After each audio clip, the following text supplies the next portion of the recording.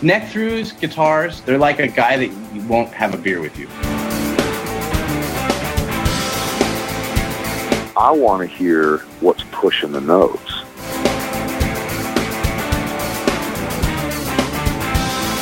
Freddie King and B.B. King, Albert King, and let's not forget Burger King.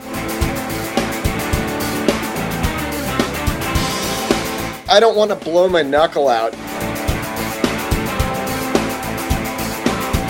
Stainless steel is the work of the devil. These go to 11.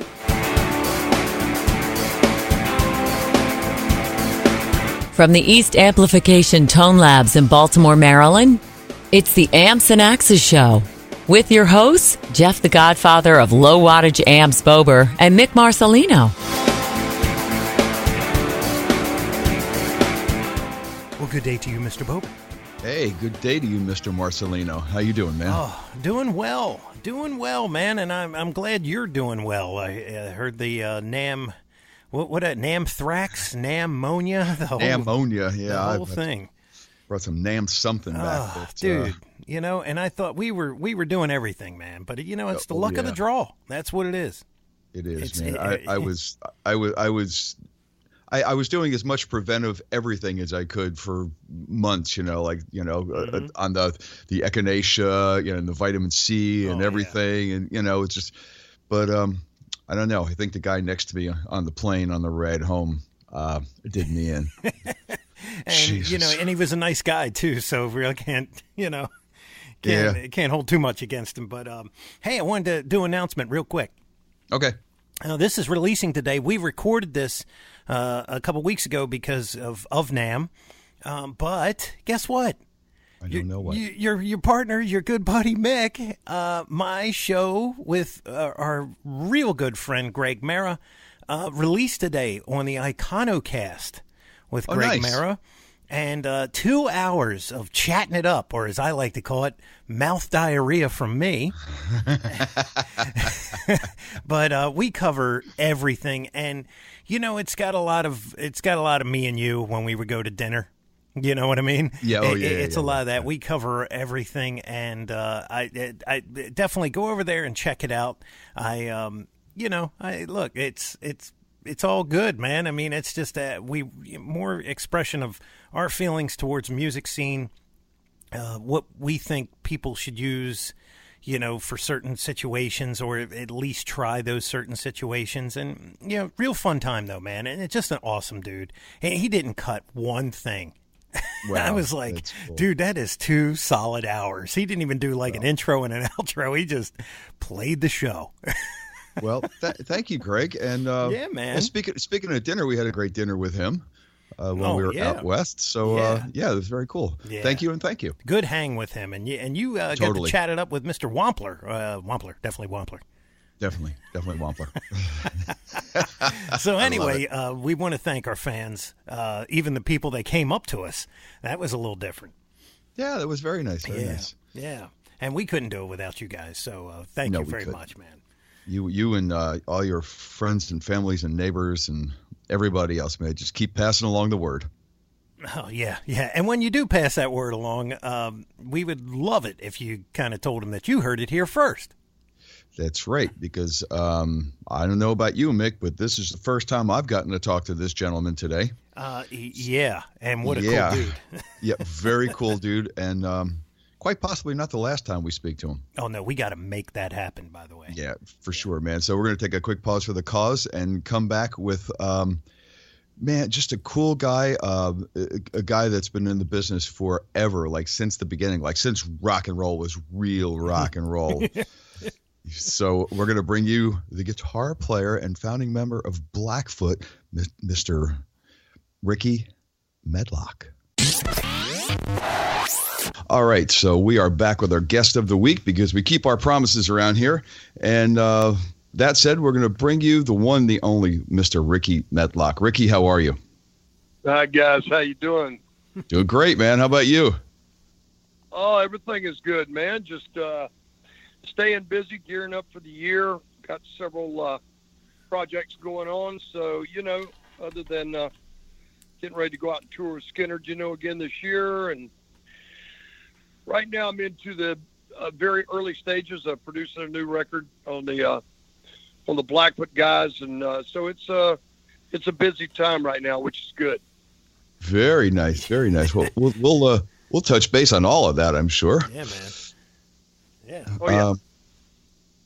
So I was going to, I'm going to start, and I'm not going to get too in depth because I know we're short on time here, but I'm going to start where I always start, and we're going to take a trip in the Wayback Machine and just find out a little bit about where Mr. Rickey Medlocke came from and what got you into the music business. And I think I know some of the answers here, but give us a quick synopsis.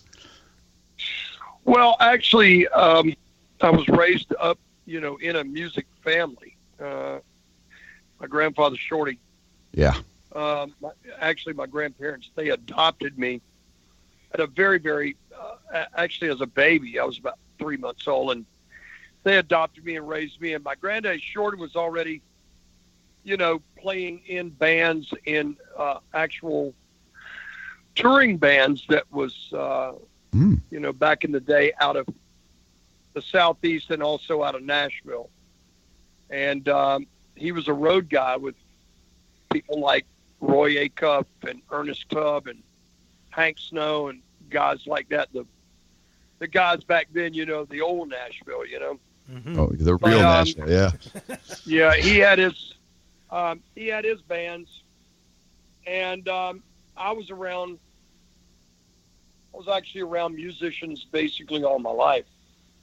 And so in a very early age, I started showing a lot of interest in playing. Like, I would sit and watch my grandfather for what seems like forever at a young age, but watch him play all kinds of instruments. He was a guy that just had the gift of being able to, whatever he picked up, string instrument wise,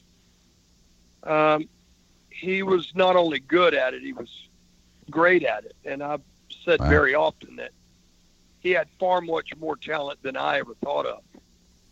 And the deal is when I was 3 years old, he bought me a miniature banjo, 5-string. And I learned how to play a miniature banjo. And so that kind of introduced me to the music world because he was out of Jacksonville. There was a TV show that originated out of there that went all over the Southeast, went up into, as far as Kentucky and Virginia and over as far into Louisiana, places like that. And it was called the Toby Dowdy Show.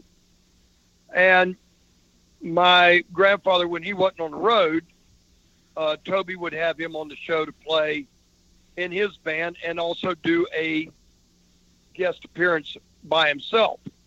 So there was a day that my grandfather was there, and they got to talking, and he told Toby, he said, I've been teaching my grandson how to play banjo. And he said, I would like, if it'd be okay with you, I'd like to bring him on the show, and he and I do a song together as, grandson and grandfather, That's awesome. So Toby said, yeah, I think that the audience would really, probably love that. So I went on there one Saturday night, and the response was overwhelming. I mean, people wanted to see it again. They got tons of mail. And so from the time I was 3 till I was 8, running for 5 years, I was on there almost pretty well every Saturday night. Wow. And with my grandfather. And so in that time period, I really took an interest in playing guitar. And my grandfather had a beautiful old, I still got it, beautiful old J45. Gibson J45 and made it about, I don't know, we suspect, the guys at Gibson suspect this probably made around 1945 or so. Oh, man, that's beautiful. And I picked that up and started playing guitar. As a matter of fact, I started playing left-handed and was coming along with it pretty well, but I noticed that a lot of guitar players were playing the other way around, so I think I got kind of, at an early age, self-conscious and switched it back around the other way. But I learned how to play guitar when I was 5 and drums when I was 8. And I took up playing, learning how to play piano and just all kinds of stuff, man. I picked up playing mandolin and dobro. And so my grandfather told me one day, it was really kind of funny. He said, you know, you growing up, he goes, I don't know what you're going to do in your life, but it might be wise that you stick with one instrument instead of trying to play everything and excel on that. So pretty well much I stuck with the guitar and learned, you know, just listen by ear and learn how to play from a lot of different players. You know, I used to listen at a very early age to Scotty Moore, you know, with Elvis Presley. And then all of a sudden, you know, Buddy Holly and all those guys came along, and then the Beatles came along, and then all of a sudden, you know, an unknown artist named Jimi Hendrix hit. And I was just in awe then in Hendrix and Clapton and Jeff Beck and Jimmy Page and all those guys, you know. And all the gods, man, all the gods. Yeah. And I just, I mean, I can't tell you how many bands in my life growing up that I saw. I mean, I saw all the great ones that came through Jacksonville at the Jacksonville Coliseum. I mean, I saw Hendrix like 4 times, and I saw Zeppelin 4 times. I saw the Cream once. I saw Jeff Beck Group once, and also Beck, Bogert, Appice once. Oh, wow. I pretty well much. I saw the Beatles in '64 in Jacksonville. I went to the original Woodstock. Nice. I was there for almost 5 days. Wow. I mean, what happened is basically back then, Jacksonville's got 2 main interstate highways that comes through, which is Interstate 10 and Interstate 95. So bands back then, there was a promoter named Sidney Drashnan, and Sidney owned Jet Set Enterprise, the promotion company. And what he would do is he would book any and every band coming through Florida. And whether they were on their way to Miami or coming back from Miami or maybe going to come through there and go through Tampa or whatever, he got every band. And so first time I saw Hendrix was one of 4 shows that he did with none other than the Monkees. And I remember that tour. Yeah, and I took my at the time she would be my little sister, but she was just in awe of the Monkees. And so a guy that played drums for me in one of my teenage bands, and Hal Radke, he took his niece and I took my sister, and Hendrix wasn't even advertised on the show. It just, all of a sudden he walked out. Well, not too long before then, I had heard going over to his house, driving in my car, it was on the Interstate 10 going over to his house, and the station in Jacksonville was WAPE, and it was the only rock station there. And all of a sudden this song comes on, and I was flipped. And I got to my buddy Hal's house, and I said, did you were you listening to WAP? He goes, yeah, did you hear that song? I said, yeah. And what it was Purple Haze by Hendrix. And, wow. So, you know what? Now here it is today. And I mean, I remember all those days, and I think about all that experience and all those people that, I mean, you got, check this. I mean, my grandfather being on the TV show, he was in touch with a lot of different people. And one of the people that he was in touch with was a lady by the name of Mae Axton. That was Hoyt Axton's aunt. Okay. And she used to, every now and then, she would babysit me while my dad would go on the road and take my mom with him. And so she would watch after me. And but she was a songwriter in her own right. Her and a guy named Tommy Durden had a song along with a guy named Glenn Reeves. And they ended up getting in to see Elvis when Elvis came to Jacksonville in 1956. Wow. He played the Florida Theater for 2 nights. So they took this song down to Elvis. Mae Axton and Tommy, they took it down to him and played it for him.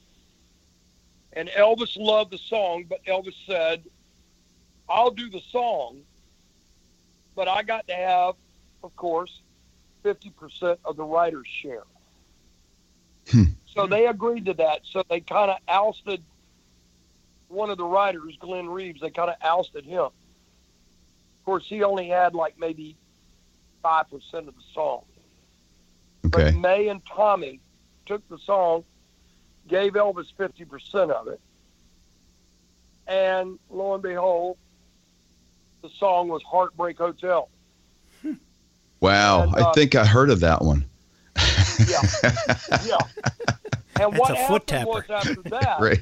yeah, what happened after that, my grandfather, my dad was home. My mom and dad were home, and Mae called up my dad and told him, look, we just got a meeting with Elvis.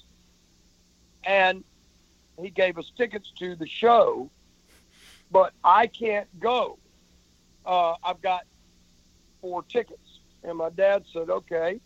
She goes, would you like to take them and take Juanita with you and, Rickey? And he said, oh, I know Rickey would just be thrilled to death. Because I had started listening, of course, to a transistor radio, and I just, started hearing Elvis, man, and just loved him, So my parents took me to the Florida Theater at the end of 1956, not too long before my 7th birthday, and I saw Elvis back then. Wow. And the funny part, the real catch to the story is that on the way home, I'm in between my folks, and my dad looked at me, and he said, son, what did you think of that? And I said, that's what I want to do. I want to do that.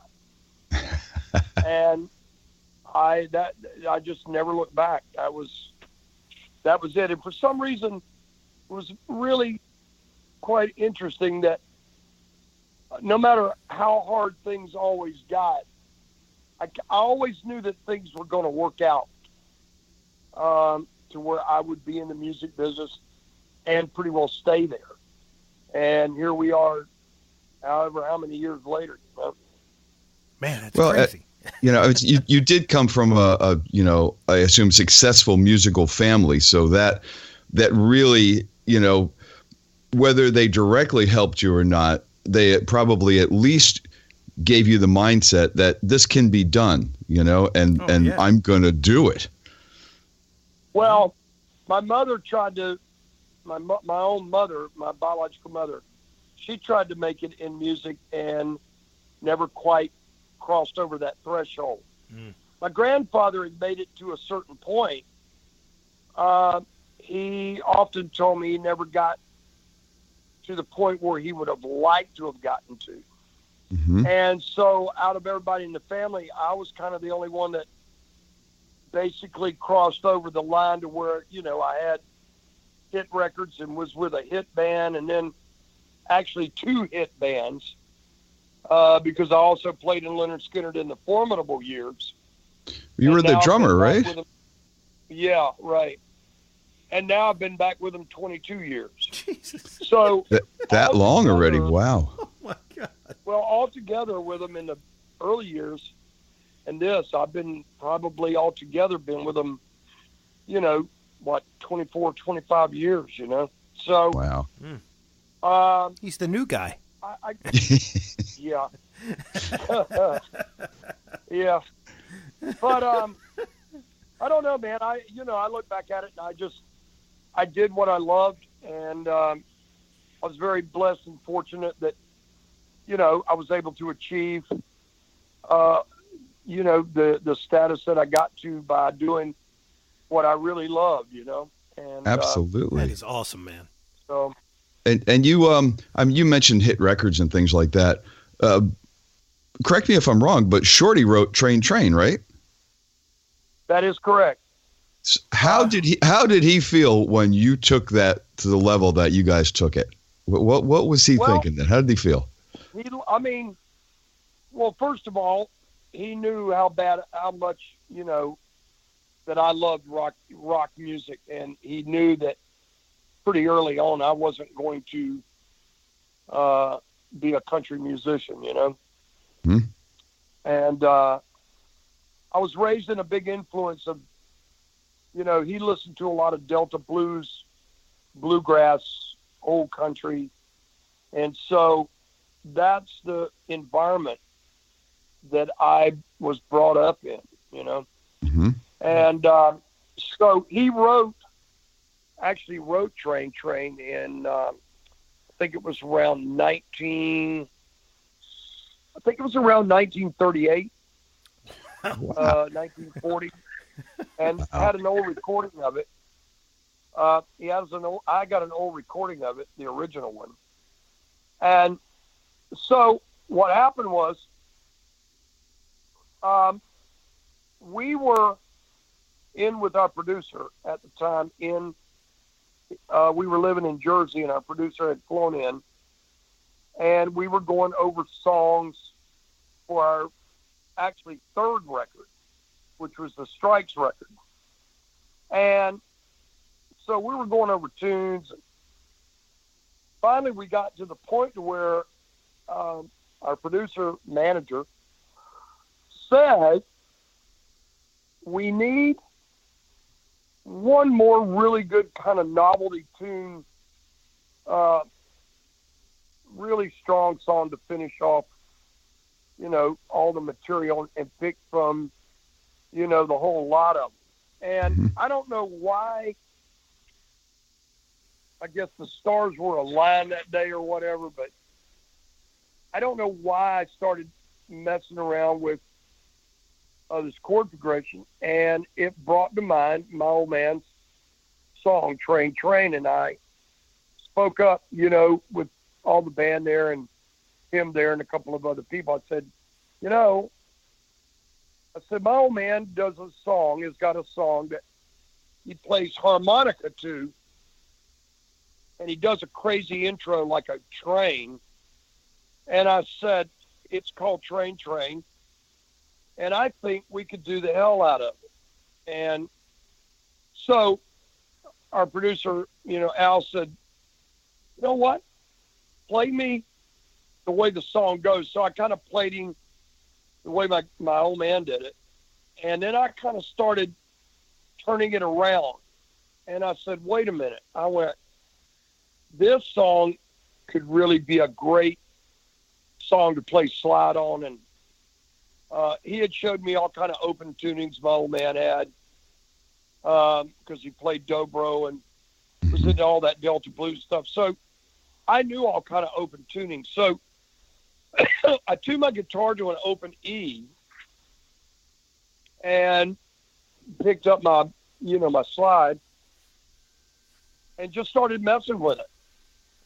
And probably no more than 30 minutes later, the song was together. Wow.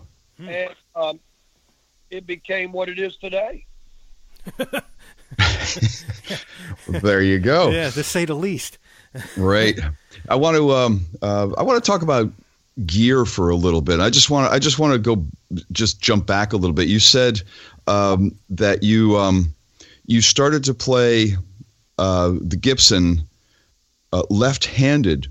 Were you playing your banjo left-handed before the guitar? No. What Only made you because go left-handed? Only because I emulated my grandfather. But my grandfather had a guitar player in his band who was a lefty. And I thought you played a banjo right-handed, and I thought you played a guitar left-handed. Wow. I mean, you got to realize, I'm 5 years old, so yeah, sure. I'm like emulating what I saw. You know what I mean? Yeah. Oh, yeah. So wow. I often wish, I had played guitar left-handed and played everything else right-handed, because it would probably been a pretty extraordinary thing to watch. For sure. Yeah. But anyway, that's the way. I mean, that's the way it went. Yeah. But I remember my earliest, and I've got both of them. My grandfather had, even back then had early amplifiers. Had two of the old Gibsons. One of them had a 15. One had a 15 and a 12 in it, and the other one had just I think the other one had just a 12 in it. Mm-hmm. But he also had a Rickenbacker amp, if you can imagine that. Oh yeah. And I've got that buried over in my warehouse.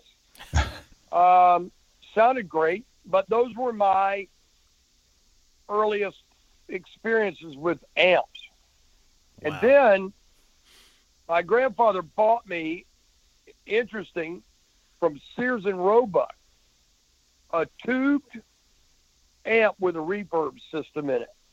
That the amp hid inside the cabinet when you packed it up. Mm-hmm. Then when you pulled it out to play, you pull the head out, has 6 tins in it, and you put the head on top of the cabinet, add a reverb system in it, yep. And it sounded great. I mean, you could crank that thing. Even in the earliest of days, man, I was already into playing loud. And, I mean, my grandfather often make comments going, my God, he's going to lose his hearing, man, if he's not careful, But I was only doing what I was, like, seeing other people do, So Then all of a sudden, time went along, and I bought I ended up getting my very first Marshall in around 1968, 69. Really? Something like that. Oh, yeah, because I'd seen, of course, Hendrix and Cream and, Zeppelin and all these bands using Marshall, Mm-hmm. And I bought my first Marshall back then, and I still got it at my warehouse. Wow, And, that's awesome. Yeah, it's cool, man. But that's got to be a if it's 68, it's got to be a Plexi. If it's early 69, it's still it is. So it's a 68 or early 69, yeah. Yeah, it is. Yep. And then for the Blackfoot touring days, I had 3 Marshalls, and they were all hot rodded. They were 100-watt amps. Mm-hmm. And we had a good friend of ours named Jim McKim that hot rodded them, and they were all putting out about 180 clean watts. Jesus. And what he did was he went in and he adjusted the tone the way we would set our tone. And then what he would do is he would go into the amp while we're playing it and mess with the bass, the mids, and the treble and adjust it until it sounded warm and just right. So at a high level, the amp, when it was cranked, man, was just beautiful tone. Like back then, I always told everybody I love my tone like I love my women, with smooth highs, warm mids, and nice round bottoms. And I still say that today. Man, if I could only use that for a description of a selling description of the amps nowadays, that would be awesome. There you go. Well, I have a friend of mine, has a T-shirt company, and he printed me up a T-shirt that says, "I love my guitar tones like I love my women." Smooth highs, warm mids, and nice round bottom. That's awesome. But so he was actually go ahead. No, I had those string Marshalls all throughout my career, even in with Leonard Skinner. And then 6 years ago, when the great flood happened in Nashville, I lost them. Were they at Soundcheck? Yep. Oh yeah, Ben's place, man. Yeah. Wow. Really bummed me out. That was a bummer. Yeah. So your tech, what was his name again? Your amp tech? My guitar. My amp tech. His name was Jim McKim. Jim McKim. Okay. Wonder if it's any relation to Kurt. Bless him, man. He's already passed away here several years ago, man. And listen, man, this guy was a tech head. He was one of the chief developers for Hewlett Packard. Oh, okay. And, he was a very, very smart individual. He was actually in your amps, optimizing them for the tone of your sound. That is so cool. Bet. Yeah. Yeah. That is so guitar wise, what do you remember what your first electric was and how it went from there? Yes, I do. I had my parents in what would have been? It would have been probably in the mid to late 50s, bought me 2 matched identical K guitars that were electric. Ah. And the reason why they did that, I played one regular, and then I learned all the open tunings from my grandfather to play slide on. So you had one to an open tuning. You got it. Wow. Were they the the semi-hollow kind of Ks? No, they were absolutely solid bodies. Ah. I've got them. I've still got them right now. Wow. So you had those at your house. They didn't get lost, which is very cool. No. I've got everything. Some of the stuff that I've had it all my life, Mm-hmm. And then what came next is I pitched a fit, man, like everybody up until recently, until about 6, 7, 8 years ago, didn't believe this story, but my dad used to trade with a guy named C.A. Turner in C.A. Turner was in Jacksonville, and he owned a store called American Music. Okay. And American Music Store would have all the latest stuff from all the, the companies. And one day my grandfather and I went down there. Old man went down to American Music in downtown Jacksonville. And he needed banjo strings and fiddle strings and, dobro strings, all that stuff, So we went down there, and I walked in. Now, keep in mind, I'm 11 years old. This is 1961. So I'm 11 years old, and I'm already playing guitar and doing pretty damn decent at it, Mm-hmm. And so we go in and we walk in, and up on the wall to my right hangs the weirdest looking guitar I've ever seen. And I look up there and I go, oh man, I love that guitar, you know? And my dad goes, boy, you don't want that kind of guitar. That's a weird looking guitar. You don't want that, you know? No, I want that. So if you keep in mind, for 5 years, I bugged my old man about that guitar. And that guitar steady hung there. Wow. Didn't go nowhere. So Mr. Turner, every time we'd go in there, Mr. Turner goes, Shorty, I'll make you a hell of a deal on that guitar just to get it out of here. He said, it's not moving, you know. I know Ricky wants that thing bad. He comes down here all the time with you, and he wants that guitar. So let's fast forward to 5 years. It's my 16th birthday, and I'd come home. Back then, you could have a car and drive and all that stuff, you know. Mm-hmm. So I come home in my car, and it's my birthday, and I pull up in the driveway, and my dad's home already. I said, oh, yeah, he's home for my birthday, you know, and all that stuff. So I go in. Hey, boy, how you doing? I'm good, Dad. What's happening? He goes, he made some kind of weird-ass excuse, lame excuse, that he needed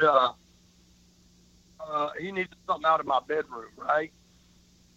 And he made the excuse that he needed something out of my bedroom just to get me to go in there, and I went in there. And what happened was, out of the corner of my eye, I catch something in my bed.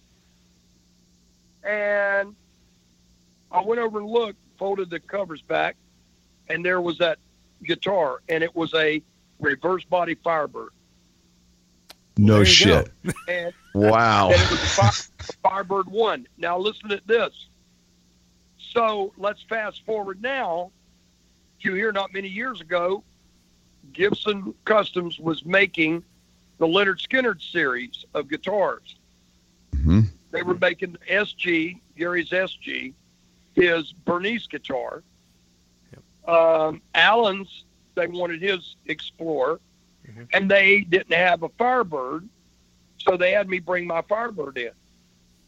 And I brought my Firebird in, and one of the techs, young guy, kept measuring the guitar and giving it strange looks and everything. And finally, I went up to him and I said, man, is there something wrong? He goes, are you sure this is a Gibson?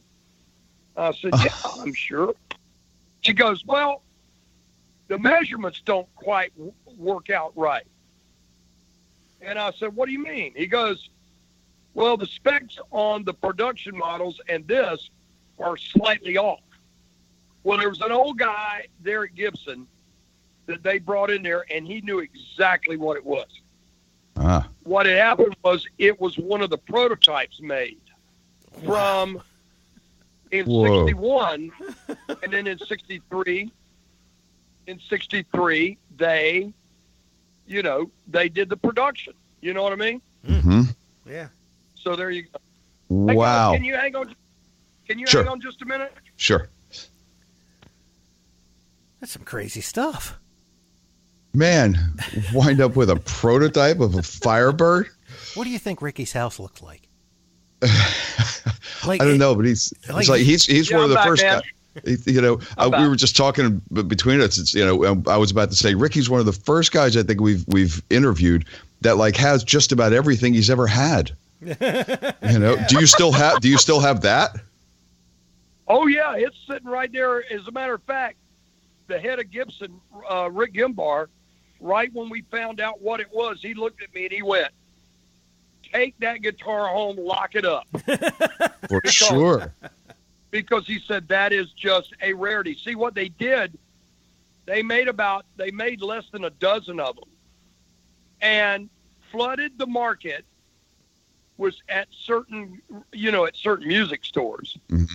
And Mr. Turner's American Music Store, being a big seller of Gibson, was one of the people that is one of the stores that end up getting that guitar. And nobody really wanted it down south at that time. And it hung there until my grandfather bought it. And here's the funny part. He paid $175 for it. Jesus. What the hell? Wow. $175. Wow. I think you could buy a couple of houses with that today. The thing that I'm thinking is, and I said this to Jeff while you were walked away there, Ricky, I said, I was thinking of it. I was thinking, if you pulled up between Ricky's house and Joe Bonamassa's house, it probably looks like two competing music stores. And little Greg Martin on the side. Oh, yeah. Wow. Well, we could talk, and I know we're very limited. I actually am talking to the publicist backing up Tim, but we could talk to Ricky for days. I mean, God, it's just so cool. Absolutely. Can we have you back on in a little bit? I've been like I said, man, I've been very blessed and fortunate that I grew up in a time and in a family and in and around a great place like Jacksonville, and was able to collect guitars at an early time when the guitars weren't, completely outrageously expensive. Sure. And now, I mean, I'm sitting on a prototype Firebird. I'm sitting on a 59 Les Paul. Jesus. Sitting on a 57. I mean, I'm sitting on an original Explorer. I've got a 55 Les Paul. I've got all these. I mean, I was just going over my guitars the other day, taking the serial numbers and just for insurance reasons and all that stuff, and thinking to myself, I need an alarm system. Well, I got a big alarm. Believe my house is covered with cameras and all kind of stuff, I bet. But I even joked with the people in the neighborhood. I said, just be careful if you break in my house, because I got a pet rattlesnake in there, So he's hungry. Well, they look at me, and I think they, my neighbors are pretty well very straight-laced, and they thought when I was moving in this neighborhood, well, there goes the neighborhood. But the deal about it is, man, I feel so lucky, man, that I've got been able to do what I've done and achieve what I've set out to do. And now I'm furthering it on, by I've gotten into producing records and, and doing the thing with Leonard Skinner forever, how long, it's going to go and finish itself out. So, everybody keeps asking me, when are you going to write a book? And I'm like, well, first of all, if I wrote a standard old, rock and roll book, they'd probably have to file it under fiction because nobody'd believe it, and it weighed 500 pounds. Well, my wife tells me, my wife, she's been into music all her life, and she's one of the backing vocalists for Kid Rock. Oh, wow. And, so she and I get a laugh out of this.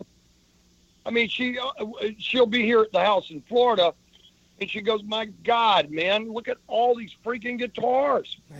She's like, I mean, I've got one whole bathroom in the house, plus the shower is filled. I got one whole bedroom that the whole wall is stacked from almost to the ceiling. Good God. I mean, you know what? Probably what I'm going to end up doing in my life is that I'll probably keep the real treasured ones for the family. And then I've had several offers from guitar collectors that wanted to buy my collection. Mm-hmm. Yeah. So I don't know, at some point, one of these days I don't know, maybe I'll sell off the collection and, I don't know, open up a brothel or something. I don't know, man. Well, you can't take them with you unless the coffin is really, really big. Boy, you ain't lying about that, man. Well, we got to have you back on, man. So for sure.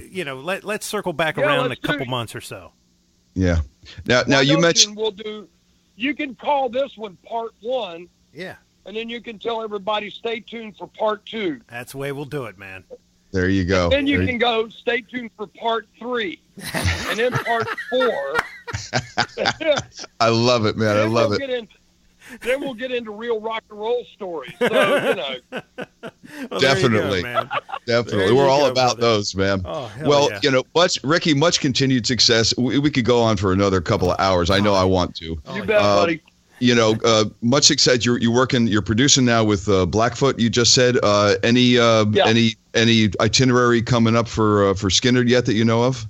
Oh yeah, man. The itinerary is filling up right now, and we're going to be out rolling on the road here in the amphitheaters and arenas here this year. So, awesome. Stay tuned. If y'all are around anywhere near, have my publicist get a hold of y'all, or you get a hold of. And I'll have you guys out. And it's an awesome show. I mean, I have seen you guys, and I'm like, holy hell! I mean, it is a freight train, man, and I just love it. They play all the classic stuff, and it's spot on. I mean, it is so good. For sure, man. Well, if you're up around the Northeast, we'll keep an eye out for the schedule, and we'll get in touch, man, for sure. What do, man? Awesome. All right, Rickey. Thank you so very much. Like I said, much continued success. Have a great evening. And if you start traveling before we speak again, safe travels, my friend. You got it, man. Be well, and I'll talk to you soon. Thank you. You too. All right, take care. Thank you. Well, there you have the story. Yeah, man. And, I was wishing that we could have gotten longer with him. But, the way, look, sometimes these publicists, I go, hey, we like to talk an hour. And they go, okay, so 20 minutes? And I'm like, yeah, well, we like to talk an hour. Okay, so he can do 15. And I'm like, okay. So, you know what? We take what we can. But here's the thing. You could totally tell he wants to come back on and talk to us again. So we're definitely going to have him on because, the whole Skinner thing is ending. And, it's kind of like a wild thing. So I don't know what his, I'm sure he's going to definitely be more involved with, the guy's just been playing forever. Totally, man. Totally. And has the guitar collection to prove it. So exactly. We may have to rip into the vault next time, man. Yeah, that may be worth a trip down to your other house and go pay a visit. It just may be. That would be one of those live remote ones that I would definitely really have to be there for because to see some of those collectors, boy, that would be awesome stuff, man. We'll have to check the tour and see if they're going to be around because we're planning the trip down mid-year sometime. So if they're going to be around, we're like, who the hell are these two strangers in my house? We're going to take video. We'll take you up the driveway for all the guys that want to case the house. We'll do that. No, I'm just kidding. No, we won't. No, we won't. I'm just kidding. Every time I see one of those cribs things, I'm like, wow, you're just putting it out there. Well, there you go. And then you find out most of them don't even own that crap. That's the funny part. Well, Rickey does. Yes, he does, man. That's a hard-working dude right there, boy. Oh, yeah. Yeah. So until next time, my friend. That's right, because could be him, could be somebody else yet. That's right. I'm Mick Marcelino. I'm Jeff Bober. And we're always saying, onward.